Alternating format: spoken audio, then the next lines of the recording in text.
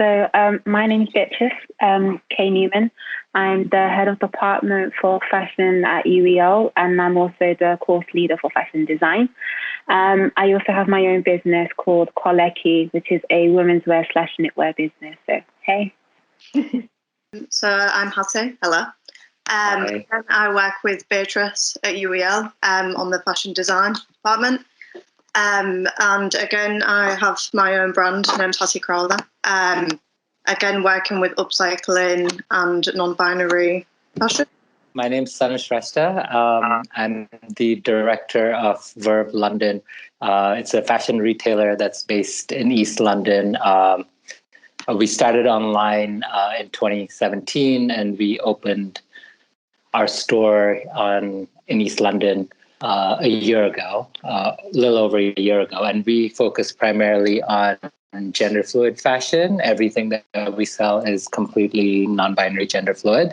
And we sell clothing and accessories from independent designers from all over the world. We currently have about 20 right now. Hello, I'm Jessica João. I'm a second-year textile student at UEL. And I'm focused mostly on sustainability and also non-gender clothing.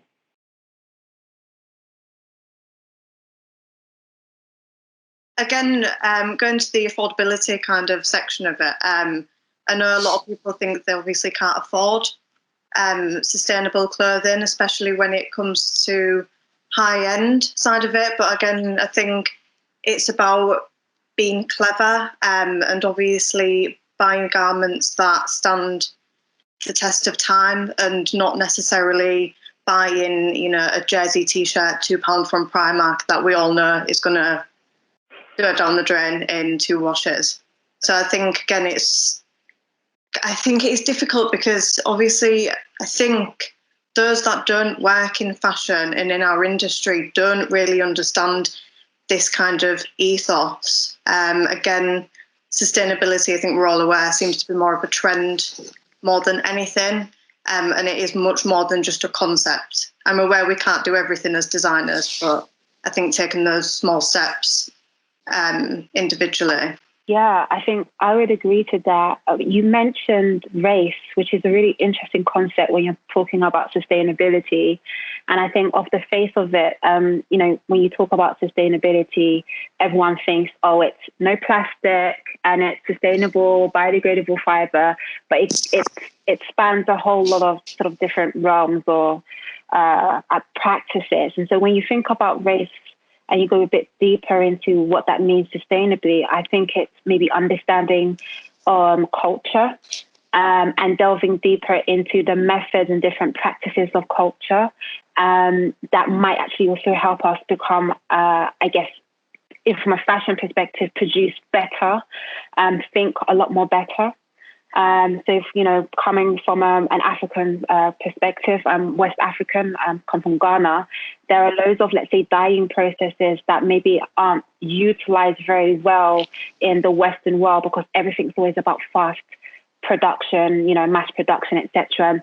Perhaps if we learned a lot more and leaned on each other a lot more, we might actually become a better race for it. And I think that goes without saying, talking about gender, and not just race in regards to color, but I think all sorts of different minorities and people from different backgrounds, we all have opinions. And I think it's about coming together to be able to have a conversation on how we all can work towards a better sustainable world. And obviously, because this conversation is about fashion, how we can all contribute to the better fashion industry. Completely agree. I mean, as soon as I heard class, I remember when I was a kid, I used to wear second-hand, third-hand, fourth-hand clothing, and that was something normal. And as soon as I grew outside of those clothes, I would become too big for it. It would go to the neighbor or to my cousin or anything like that. And I think that little example just makes us think that, sustainable can be affordable. Right now, a lot of people are really interested about thrifting clothing again, about upcycle. I mean, we have Hattie here that is doing like a huge brand about upcycling, but taking it to a next level. So I think that, it can be extremely affordable and it doesn't have to do with class and everything.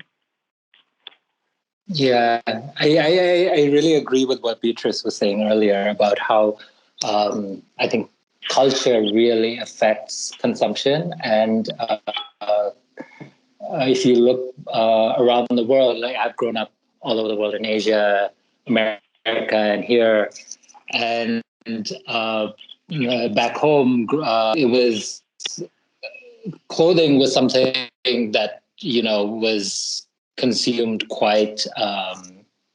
It wasn't something that happened all the time. It was something for special occasions and for weddings, things like that. And again, you'd wear those things forever until you grow out of it, I remember. So culturally, I think we all have these traditional habits of how we used to consume clothing before. And now it's, I guess, everything's speeding up a lot. And, tastes change really rapidly. And then with media and everything, it's just the speed with which we consume these days is just so different from when I was growing up. So I think it's hard to map race and class directly onto sustainability. I think there's a lot of interplay between them, but I think there's a lot we can learn from what are, like Beatrice was saying, like traditional methods of production, traditional ways of consuming things. Like as far as affordability, again, like as all of you have said, affordability doesn't mean that something that has to be cheap and you wear it once and then discard it. It's something that you spend money on, then you can wear time and time again. So yeah, I totally agree with you guys.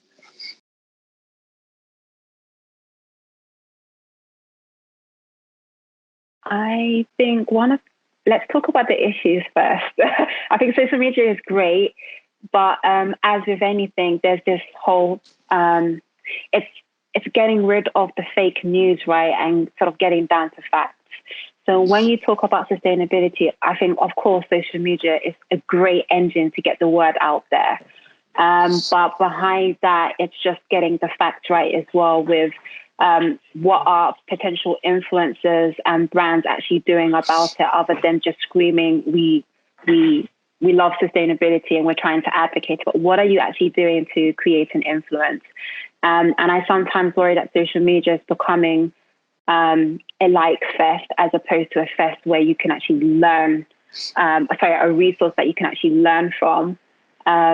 So I think I'm in two minds. I think generally, yeah, social media can help, but there's always just that issue of how far is it sort of able to go in weeding out the crucial elements to help us learn as a nation. Yeah. No, go on, Jess. Go on. Okay, I was saying that I think there's two sides of the coin, because from one side, yeah, it's completely helpful. Nowadays, there's a lot of tutorials for everything. You have a lot of resource, everything, just by opening your Instagram feed. But on the other side, there's still a lot of influencers and everything that are still promoting fast fashion. They're still, you click on the link and you get it shipped on the same day so you can go out or whatever, we could take a picture with that clothing on. So from one side, yes, it's helping, but from the other side, it's not, because we can see new stuff. We're getting ads every single day. And nowadays, sustainability is a word that is also used for marketing. A lot of greenwashing is happening every single day. So yeah, it helps and not. No, again, I completely agree. That's why I wanted you to speak first, because I knew you were going to mention it. And again, yeah, there are the influencers that are, promoting Boohoo and Pretty Little Thing, all these people that, thank God, again, a good part of social media are now being called out for everything. Again, the rights to work and how much they've been getting paid. And I know, again, design students have been kind of taking the patterns from Boohoo's website, remaking these garments and actually breaking down the cost. So people that, again, don't work in our industry can actually see that breakdown and think, should I be doing this? And I remember Black Friday, a Pretty Little Thing, were selling things for like 23p. And it was just it's absolute insanity. And again, I think it's questioning, like, for the consumers to question their morals when, going to the checkout and thinking, oh, I've got 20 pieces for £5, and thinking, is this actually okay? And again, I think social media does play its, good roles and bad roles, especially for calling these kind of brands out. Yeah, I tend to be a complete social media skeptic. It's very important for the business, of course. We wouldn't be where we are today if it wasn't for social media to get our message out and to tell people that we exist. But in terms of the larger, I think, industry and consumption habits, I think social media has been quite detrimental. I think there's a lot of pressure on people to sort of wear something new every time. They try to post pictures on, their whatever, Instagram or whatever, and to try and look new. And I was reading somewhere about this profile of a girl here in the UK who would buy something like 50 outfits in like a month from, these online retailers. And it was also that she would wear it once and then take a picture and then never wear it again. And it was all for like showing on her social media about all these cool outfits you're wearing. And I think it's, even as a store, I feel the pressure. We kind of think of, in terms of the brands that we stock, we don't go by seasons. We, if we love a designer's aesthetic, then we kind of work with their archives, their current collection, but it's not based on seasons. But even on our own social media, there's so much pressure to put something new every time. So even as a retail store, I feel like I need to buy a new collection from a new designer every time. And that's as a business, not even as a consumer. So I think this pressure to create something new, like make new content all the time, is not very conducive to the largest sustainability question. And I agree with Jessica earlier that sometimes social media just gets swamped by hashtags and everything gets reduced to sort of sound bites and, oh, yes, it's sustainable, but what does it really mean? Not a lot of people get thought to it. So, yeah. Just to jump in, Sunny, because I think you've raised a really interesting point about that pressure on social media, and is that pressure that sort of adds to consumption. And I mean, how do we mitigate against that as well as sort of creatives? And, what do we tell students and graduates and people who own businesses to mitigate against all of this? And I can add to that as well. It's difficult because I've been contacted as well, like by London Fashion Week, like, are you going to do another collection? And I'm like, no. No. Again, I know we really kind of attacking these fast fashion brands, which we should be, but I don't think the high-end kind of fashion is innocent either. Take it ready to wear, cruise collections, pre-collection. Who cares? No. It's true. It's very true. Like, I feel like I'm on social media. I've been doing it a lot because I'm having to keep up with their account. But I feel like there's a trend. I remember saying this to you, Hattie. There's like this DIY trend or culture coming through, be it because of Brexit or whatever is going on in the world. And I just feel like the younger generation are rising up to say, look, I will never be like Gucci, or right now it's just impossible because I don't have the capital, but I'm just going to show you what I do have. And, the younger generation are loving it and are pioneering a movement right now that I think is a lot more sustainable than any of these other brands that are there. And it's so great to see such a local community coming through that I think is something as a brand myself. And I think definitely you're doing as well, Hattie, is I feel so much more happier. Yeah. Oh, yeah, absolutely. Again, I want to take the time to, kind of push it forward and not just be churning out something. Again, I've got friends, obviously, that are showing, like at Paris Fashion Week and stuff. And again, they're being pressured by retailers and, like friends, family even, what's next? What are you going to do next? And it's like, we need to take the time, step away and have a more considered outlook, and even design will be stronger if you've got that time to really, spend and kind of evolve from the previous collection.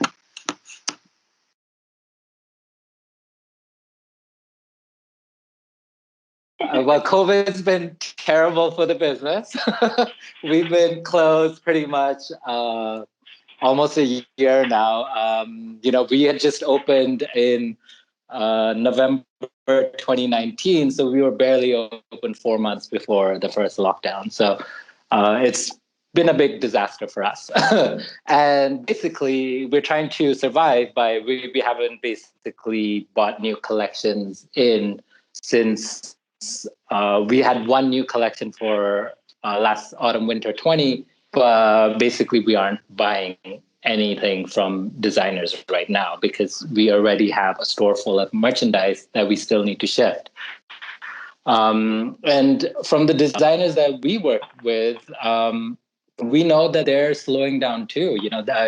Again, they're sort of trying to break the cycle of doing the 4 collections a year and trying to create something new every couple of months. I think they're trying to take it slow themselves.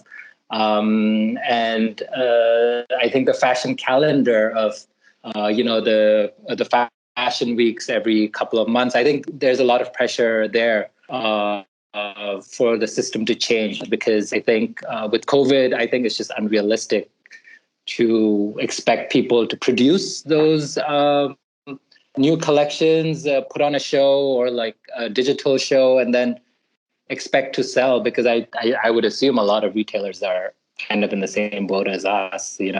We're definitely not selling active wear and sweatpants or things like that. These are our clothing is stuff you want to be seen in for a night out, So unfortunately, that hasn't been happening. But I do think it's COVID has served to give a big push to the fashion industry, a much needed push to kind of slow down, take your time to produce, take your time to think, and take your time to think about even as a consumer.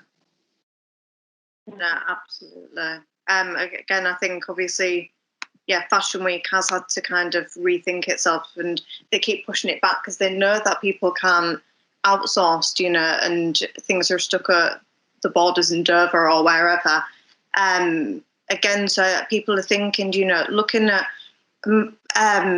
factories and places they can source in the UK, again, which is important, because then we're taking back the CO2 emissions and all of this. So I think it has had a really positive, COVID obviously is not positive, but the fashion industry is having a positive outlook and outcome after this. And I think it has given, everyone, designers, retailers, to really sit back and think, how can we move forward with this? And obviously, again, just linking back to social media, obviously there's been a big focus on support small businesses. Let's not help Jeff Bezos, fund Amazon. Like, it's, people have been going back to handcraft, and especially, with Christmas, people were going to Etsy to kind of purchase gifts to help smaller businesses, really.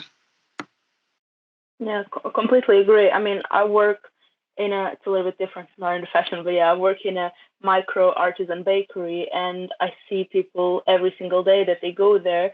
And for example, we do the NHS discount, and we have people that don't want that discount, because at the end of the day, they want the bakery to stay local. They want the bakery to stay there. So I've been noticing in this past, especially 2-3 months, that people are actually giving value to it. I think it's because of the lockdown. Suddenly we stay at our homes 24/7, looking at everything, just the same thing. And we started to think, and we started to reflect what we really need, what's essential. So if the minimalist trend was a big thing like 2 years ago, I think now the trend is essentialism. People are trying to see what's essential for their life. And I think that's going to be really important for fashion. And I completely agree with you, Jess. And it's that word reflection for me that's probably what I guess the word for this current situation that we find in COVID, and if you have to give a positive outlook, it would be that a lot of brands, a lot of businesses, small and large, have had to reflect, and out of that reflection has come positivity. So you're right also, Hattie, when you're talking about it's not great about COVID, but the actual circumstance has forced brands to change when they were sort of talking about changing and not necessarily doing it. Now they have to do it. And I'm hoping, again, I think COVID has opened up more opportunities. So if we come back to race and culture and equality, it's highlighted the indiscrepancies that you find in the industry where a lot of minorities and even LGBTQ communities are underserved, and the doors aren't open for them to, I guess, thrive.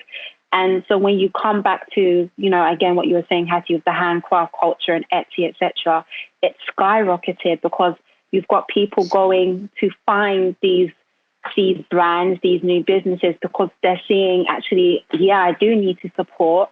And there's actually no difference from something that Gucci's made to what a local business has made. The only difference is that it's obviously Gucci and it's a well-known brand, but the quality is still there. I'm just getting it at half the price, right? And it's important to be able to support our community. So going back again to what you were saying, Jess, I wholeheartedly agree. And if I have to touch a little bit on, your point, Santunu, as an actual retail business, I can imagine it's really, really difficult. And I think businesses in retail are going to experience this hardship, but it's small businesses like you that actually serves a purpose that I think will actually survive because it's very much needed, and you're working very much against what everyone used to think fashion used to be. I mean, Debenhams has gone into administration. Don't know if that's going to be saved, and so many stores are closed down. And because we're all at home, I don't think we're really seeing what the high street is looking at right now. And hopefully, by grace, COVID will stop and we'll be back on the high street, and you'll probably really begin to see the effects that COVID has had on the bigger, wider industry. And I think then that will open the doors for my next word is innovation, and I guess great things that can come out of such a disaster. And I think my last point is going back to, let's not forget that crisis like this, they may not be the same, but they have happened similarly in the past. So it kind of brings me back to the time in the 1930s, during the World War, and there were rations and people were having to make do and do their own thing. And in doing so, towards the end of the 1940s, because I guess there's been such a strain on what you can have as consumption, it actually allowed for innovation for businesses to create something new that people do love and do desire, and to rebuild, I guess, the economy.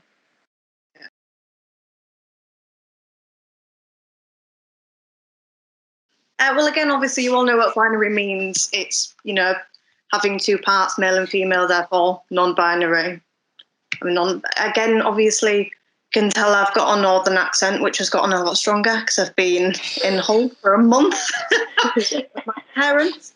But when I moved to London, I was opened up to East London, this brand new culture. And again, I became a fag hag, as what I'm known for. But I love it. And again, I want to design for the people I'm surrounded by. Again, I'm their supporters, they support me. I'm helping them with their collections, with whatever industry they're in. Again, a lot of queer venues obviously are not open and are struggling. I went to work in men's club when we was open in August, and again there were some performers that haven't performed for like 6 months because they've been in lockdown, and again they've been doing it on Zoom, but it's just not the same. And for me, it's again being in this community and pattern cutting for different bodies, ever evolving bodies. A lot of my friends have gone from transitions, so I think it's super important to be inclusive and think of, how can garments fit? And again, bodies are changing, so we need to kind of evolve with them. Yeah, go beyond the small, medium, large, traditional mainstream sizes. Yeah. Yeah. I don't know if no one else wants to come. For me, it was a similar kind of experience. I when I was growing up many years ago, I was always quite adventurous in what I used to wear. Not so much anymore, but back in the day. But things like terms like non-binary, gender fluid just weren't common back then. We didn't know all these things growing up in the American Midwest, but it was always very much a part of me. Wearing women's clothing, wearing makeup, that was my style. And coming to the UK and coming to London, I think similar to Hattie, in East London, I mean, there was this explosion of seeing people around me who look like me, who dressed like me, who were, who didn't care about whether they were wearing a women's blouse or wearing makeup or even just walking down the street, not just a nightclub. It was something that they felt confident in, that they felt like it expressed who they were. And I was just really inspired by that. And having lived in London now for a couple of years, that really led me to start VERV. It was very much a part of being inspired by the people around me, the way they were living, the way they were dressing. And I think, gender fluid fashion is pretty much a small part of a larger aim for me, is to make gender just not a big part of conversation, like in any kind of instance. Like it shouldn't define your work, it shouldn't define your rights, it shouldn't define your clothes. Like it's just a small part of a larger society which I hope we will achieve soon, where gender is not seen as sort of a barrier to anything. Mm-hmm. And I think it's important, the small part that fashion can play, because fashion obviously is a way you indicate your identity. It's a way of expressing who you think you are. And it's important that people feel comfortable challenging sort of the norms that come with fashion and gender. Like, why do women only have to wear this and men only have to wear that? And I think also, as Hattie said, we're just seeing a lot more people identifying as non-binary, as gender fluid, who are transitioning, various stages of their transition process, and bodies are changing. And I think it's up to us to validate their existence, their identity, and to serve them. I mean, like VERV is a place that we welcome people. Someone might be scared to go into Gucci and shop for some male person might be scared to go to Gucci and shop for a women's blouse. But here, there's total anarchy. You can do whatever you want. And we want to be that welcoming place for people, regardless of who you are and what you identify as. We welcome you. I love that. I think that's amazing. And I wholeheartedly agree with your point about, sort of in the near future, I would think that, genderless fashion isn't just sort of like a segment within fashion. It should really encompass everything. And it's amazing to hear about your background, where when you were growing up, there wasn't any sort of phrase of what that meant. You just dressed as you were. And I think that's what fashion has always been about, right? And I guess we just like to categorize. I really don't know why. But I would also say, because coming back to sort of race, etc., is then I guess there's a certain legitimacy with when you're sort of categorized, because then people are taking notice. And you also don't want to say vaguely that, oh, my fashion is for everybody, when actually your sizing then doesn't cater for everybody. So I think it's, instead of categorizing, it's brand sort of saying, I have this range of clothing and I'm going to try and cater to as many different body types and people as I can. And I think this is why I'm actually a huge advocate for Made to Measure. And that's what really my brand has grown from and has stood for. And it hasn't done necessarily well in the past climate. But again, going back to this whole culture that's coming up now because of COVID, you're seeing a lot more people just really wanting Made to Measure, because it's more sustainable, but it caters to who they are as a person, as opposed to saying you're 4 different range sizes. You can pick one of them that you like, and small, medium, or large, or whatever. And I know, being a curvy person as well, it can be very difficult to shop for myself and style myself in a certain way. So I would hope that not just for whatever I'm doing or for whatever you guys are doing, but as bringing back to UEL, I guess, and what we're doing as a fashion department, is beginning to teach students the understanding of sizing and giving them the specialist techniques in regards to grading. And this term, last term, they were working on padding mannequins to create different shapes on the body and different sizes. And it was amazing, because at first the students are puzzled, but then as they go through and they get to the end of the module, the amazing outputs that they came out with, and you could see they were a lot more happier, because a lot of them were starting to design for what they would love to wear, and how they, I guess, see themselves as a customer and who their friends are. That goes back to your point, Hattie, creating for the community that you know and that you love. And that's what fashion should really be about. Yeah, absolutely. I completely agree, and I think it's important having designers like Hattie designing genderless clothing, because I'm tired of going to other shops and seeing the gendered clothing is gray sweatshirts or big t-shirts, or just, no, that's literally just the same design they have for men. They put in a more pale color and they sell it. You never see a skirt, you never see anything like that. You basically just see stereotypical men clothes, and they pretend it's non-binary, and I think that's just ridiculous. But I guess I grew up always going to the shops and never understanding why certain clothes are for men and why certain clothes are for women. It's a concept that never entered my head, and I never understood why. So I think it's important having people nowadays that are defying that and they are creating new stuff. Yeah, no, absolutely. And again, as you know, Jeff, because I was your teacher last year and a little bit this year, this is why I love being an academic, because then I get to teach you guys about my world, but then I also get to learn about your world. And again, that's going back to race. There's a lot of things I don't know. Again, you've got to remember, I'm from a very small, naive town up north.